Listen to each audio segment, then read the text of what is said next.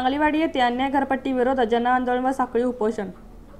सांगलीवाडी संघर्ष समिती सांगलीवाडी यांच्या वतीने अन्यायकारक घरपट्टी विरोधात जनआंदोलन व साखळी उपोषण आजपासून श्रीराम मंदिर समोर चालू करण्यात आले आहे। हे उपोषण रविवार दिनांक 23 फेब्रुवारी 2025 व सोमवार दिनांक 24 फेब्रुवारी 2025 रोजी पर्यंत आहे। समितीच्या वतीने सांगलीवाडीतील तमाम नागरिकांना आवाहन केले की आंदोलनस्थळी हरकती फॉर्म भरून घेण्यात येणार आहेत, तरी जास्तीत जास्त नागरिकांनी आपली कागदपत्रे सोबत घेऊन यावीत व फॉर्म भरून द्यावेत। उपोषणासाठी पाठिंबा द्यावा। या आंदोलनाचे संयोजन माननीय श्री हरिदास पाटील, माजी नगरसेवक व स्थायी समिती सभापती माननीय श्री दिलीप भाऊ पाटील, माजी नगरसेवक माननीय श्री अभिजित कोळी, युवा उद्योजक व सामाजिक कार्यकर्ते माननीय सौ अपर्णाताई कदम, माजी नगरसेवक माननीय श्री सच्चिदानंद कदम, माननीय श्री मदन पाटील, माननीय श्री महाबळेश्वर चौगुले, माननीय श्री विजय आबा पाटील, माननीय श्री विष्णू आप्पा पाटील, माननीय श्री शशिकांत भाऊ पाटील, उद्योजक व सामाजिक कार्यकर्ते माननीय श्री पैलवान आकाराम कदम, माननीय श्री अनिल भाऊ लोकरे व माननीय श्री प्रभाकर पाटील, शेतकरी संघटना व इतर मान्यवर उपस्थित होते। यावेळी सच्चिदानंद कदम म्हणाले की सांगली मिरज आणि कुपवाड महापालिकेपासून सांगलीवाडी हा भाग विभक्त आहे, कारण मध्ये कृष्णा नदी असल्यामुळे आम्हाला या महापालिकेची सोय अत्यल्प प्रमाणात मिळत असतात। करवाढ ही आम्हाला मान्य नाही आणि जर करवाढ करायचा असेल तर सांगलीवाडी या भागाला पूर्वीसारखे ग्रामपंचायत करावी। सांगलीवाडीकरांचा घरपट्टी वाढीस विरोध आहे। त्या हरिदास पाटील यांनी सांगितले की सांगलीवाडीमध्ये बऱ्याच भागात ड्रेनेजची सोय नाही, रस्ते खराब आहेत, एखादी फायर फायटरची गाडी मागवावी तर लवकर येत नाही। सांगलीवाडी हा भाग शेती भागामध्ये मोडत असताना अनेकांची जनावरे व गोटे आहेत, त्यामध्ये ही महापालिकेने कर आकारणी केलेली आहे। गाडी पार्किंगला या महापालिकेने आकारणी केलेली आहे, तरीही घरपट्टी पूर्वीसारखी राहावे यासाठी जन आंदोलन करण्यात येत आहे। याही पुढे जर करवाढ केली तर मोठे आंदोलन उभा करू व महापालिकेवर मोर्चा काढू असे त्यांनी सांगितले। तर मदन पाटील यांनीही आपल्या भाषणात करवाढीचा विरोध केला। प्रभाकर पाटील यांनी आपले मनोगत व्यक्त केले। यावेळी सांगलीवाडीतील तमाम नागरिक बहुसंख्येने उपस्थित होते। माझ्याकडे खूप लोकांच्या तक्रारी आल्या, त्यामधली एक तक्रार जर म्हणलं तर ज्या व्यक्तीला मागच्या वर्षीची घरपट्टी 4600 रुपये आहे, त्या व्यक्तीला या वर्षीची घरपट्टी 96,000 रुपये आलेली आहे आणि तो पुरावा सुद्धा मी रोज एक नवीन विषयामध्ये मांडलेला आहे। अशा तक्रारी माझ्याकडे खूप आलेल्या आहेत। त्यापैकी दुसरी जर तक्रार म्हटलं तर मोबाईलवरती एका घरपट्टी धारकाला एक घरपट्टीचा आकडा आलेला आहे, तो कमी आलेला आहे की तुम्हाला एवढी घरपट्टी आहे आणि प्रत्यक्षात छापील त्याच्या घरी घरपट्टीचा कागद गेला, त्याच्यामध्ये घरपट्टी 10 पटीने जास्त आहे। म्हणजे हे कारभार जो चाललाय तो आंधळा कारभार आयुक्त साहेबाच्या सहकार्याने म्हणा, विचाराने म्हणा किंवा त्यांनी नेमलेल्या टीमच्या बुद्धिमत्तेने म्हणा, हा आंधळा कारभार चाललेला आहे आणि ती भोगायची वेळ मात्र जनतेवर आलेली। आज जनतेने जेव्हा बघितलं की मागच्या वर्षीची घरपट्टी किती आहे आणि या वर्षीची घरपट्टी काही जणांना दुप्पट आहे, काही जणांना तिप्पट आहे, काही जणांना 10 पट आहे, तर ही जी चूक झाल्या, ही चूक दुरुस्ती करण्याची वेळ परत नागरिकांच्यावर आणलेली। पहिल्यापासून ग्रामीण भाग आहे आणि सर्वसामान्य जनतेची घरं ही आहेत तीच आहेत। नगरपालिकेत सामील झालो, महापालिका झाली, करवाढ आतापर्यंत आम्ही सोसत झालो। ड्रेनेज व्यवस्था वगैरे ही सगळी कल्पना पुढं वाढत आलेली कल्पना आतापर्यंत भरत झालो। आता ही आम्हाला करवाढ जी काय आहे सोसत नाही आणि जे काही शासनाने जे ठरवले आणखी पुन्हा वाढ किती करायची हा महत्त्वाचा, हे सगळं रद्द झालं पाहिजे। कारण हा सांगलीवाडीवरती झालेला अन्याय आहे असं आमचं ठाम मत आहे। तेव्हा आम्ही भरत आलो याचा असताना की आम्ही हे करणार यापुढे आम्ही भरणार नाही ना घरपट्टी, ही सगळी रद्द केली पाहिजे। आहेत ते त्यामध्ये काही कमी करता आलं तर ते बघा, कारण हा अन्याय आहे आणि ह्या अन्यायाचा प्रतिकार करण्यासाठी सगळ्यांनी एकत्र येऊन लढायला ठरलेलं आहे।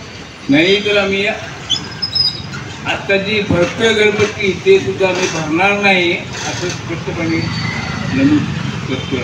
वाढीव घरपट्टीचा सांगली महापालिकेने लादलेल्या वाढीव घरपट्टीचा सांगली मिरज कुपवाड महापालिकेने आणि आयुक्तांनी जे वाढीव घरपट्टी आता नागरिकांच्यावर लादलेली आहे त्या बाबतीत सांगलीवाडीच्या बाबतीत जर बोलायचं झालं, जिथे ड्रेनेज लाईन नाही त्या ठिकाणी 48% जादा कर लावलेला आहे. उदाहरण जर सांगायचं झालं तर पूर्वी 40% होता, आता 8% होता, 48% गेलेला आहे. सुतारपाट, गाडगेपाट, साईनगर, तातोडेमाळा, कदमवाडी, बायपास रोड, गावडेमाळा, सचिन कदमांच्या घराजवळचा भाग, अशा भागामध्ये ड्रेनेज लाईन नाही. त्या ठिकाणी मात्र 48% ड्रेनेज लाईनचा कर लावलेला आहे. गुंटवरी बांधकाम प्रमाणपत्र जर बांधकाम परमिशन मात्र गुंटेवाडीमध्ये महापालिका बांधकाम परमिशन देत नाही.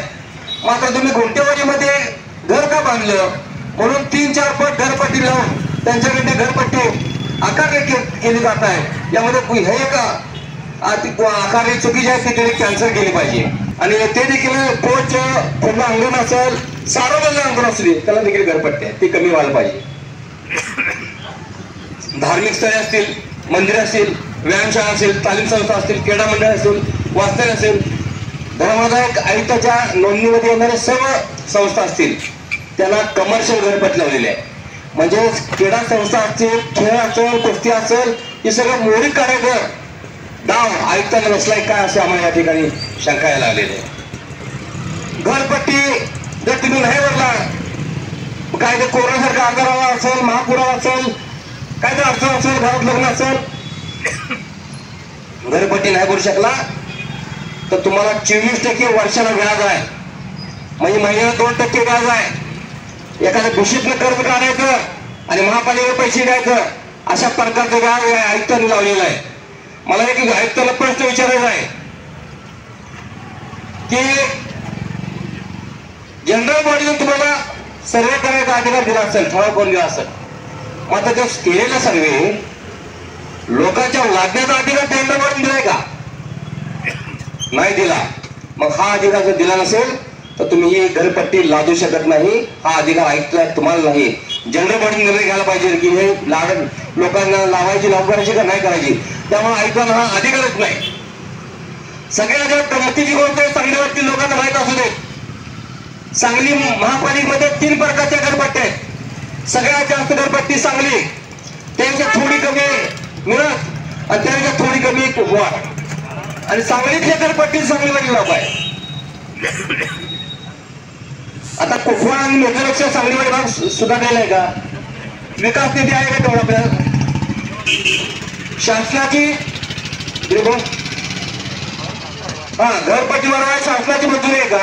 जर असेल तर कुठल्या शासनाने मंजुरी दिल्या, कोण सरकारमध्ये आहे, कोणाच्या सैन्याला जिहाद निघालाय, सगळं खुलासा आयुक्तांनी करावं. उगाच लोकांची दिशाभूल करू नये.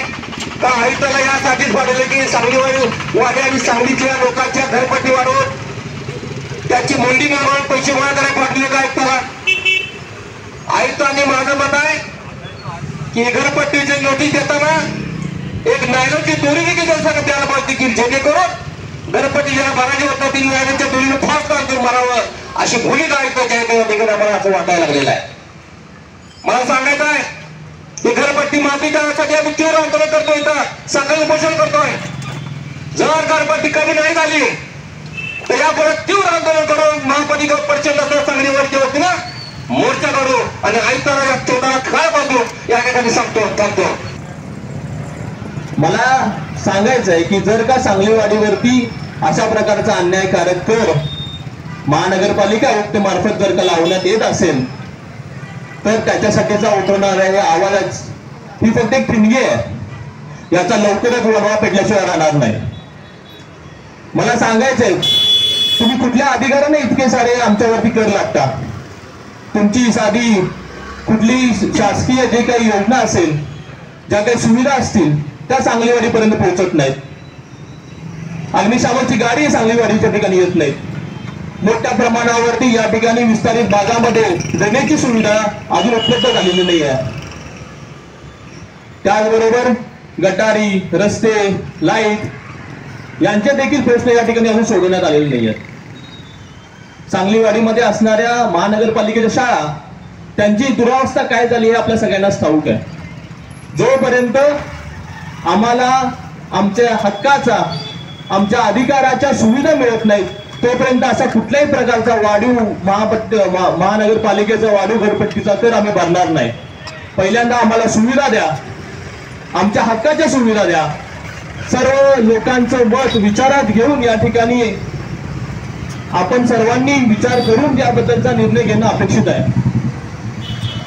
या ठिकाणी मी नागरिकांना, उपस्थित असणाऱ्या नागरिकांना विनंती करतो की आपल्या तक्रारी महानगरपालिकेत पोहोचवण्यासाठी इथं आपण एक फॉर्म भरून घ्यायची सुविधा या ठिकाणी उपलब्ध करून दिली आहे.